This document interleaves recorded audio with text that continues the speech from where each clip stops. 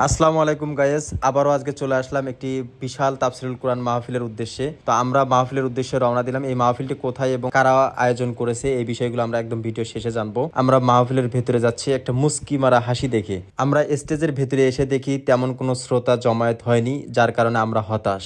কারণ এখন বিকাল টাইম। তো এখান থেকে আমরা এখন বের হয়ে চলে আসব এবং পরবর্তীতে ঈশান নামাজের আধা ঘন্টা থেকে 1 ঘন্টা পর আমরা আবারও আসব। গত বছরও এই মাহফিলটি হয়েছিল, অসংখ্য শ্রোতা এখানে ছিল এবং জায়গা দিতে পারেনি, রোড পর্যন্ত ব্লক হয়ে গেছিল, এত পরিমাণ শ্রোতা এখানে জমা হয়েছিল। তো আমরা এখন রওনা দিচ্ছি এবং ঈশান নামাজের পরে আমরা আবারও আসবো। তো ঈশান নামাজের পর আমরা আবারও রওনা দিলাম সেই মাহফিলের উদ্দেশ্যে। দেখতে পাচ্ছেন রাস্তায় কি পরিমাণ জ্যাম, অসংখ্য শ্রোতা রওনা দিচ্ছে মাহফিলের উদ্দেশ্যে ইসলামের ও আল কোরআনের বাণী শোনার জন্য। তা আমরা যাব এখন ভেতরে। এটা হচ্ছে একদম মাদ্রাসার সামনের রাস্তার অবস্থান। তো এইটা হচ্ছে একদম গেটের অবস্থান, অসংখ্য শ্রোতা ভেতরে জমায়েত করতেছে। আমরা এবার যাব একদম স্টেজের ওইদিকে। তো দেখতে পাচ্ছেন স্টেজের সামনে সম্পূর্ণ জায়গায় একদম পরিপূর্ণ হয়ে গেছে শ্রোতায়। সবাই ইসলামের বাণী শোনার জন্য স্থিরভাবে বসে শ্রবণ করতেছেন। তো এত সুন্দর একটা দৃশ্য যা ভাষায় প্রকাশ করার মতো নয়। অসংখ্য শ্রোতা এখানে বসে আছে। তো এইটা হচ্ছে আল জামিয়াতুল কারিমিয়া নুরুল উলুম মাদ্রাসা, যাকে আমরা রংপুর জুমাপাড়া বড় মাদ্রাসা হিসেবে চিনি।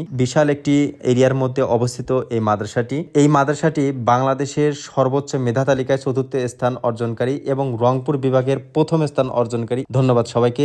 আসসালামু আলাইকুম।